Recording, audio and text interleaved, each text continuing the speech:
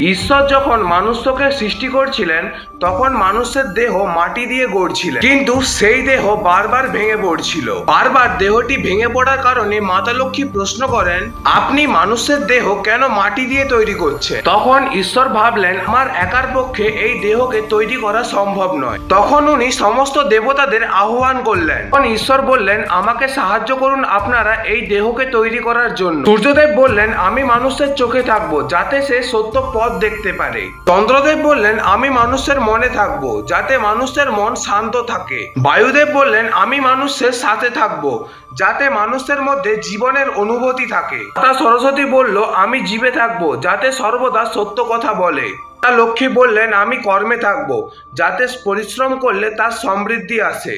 ভগবান বিষ্ণু বললেন, আমি হাতে থাকবো যা মানুষকে সাহায্য করবে। ভগবান শ্রীকৃষ্ণ বললেন, আমি তার হৃদয়ে থাকবো যাতে সেখানে প্রেম আর ভালোবাসা থাকে। মহাদেব বললেন, আমি মস্তিষ্কে থাকবো যাতে সে সদ্বুদ্ধি ব্যবহার করে। তারপর সব দেবতারা একত্রিত হয়ে মানুষের সৃষ্টি হয়। তাই বলা হয় মানুষের দেহ কোনো মন্দিরের থেকে কম নয়।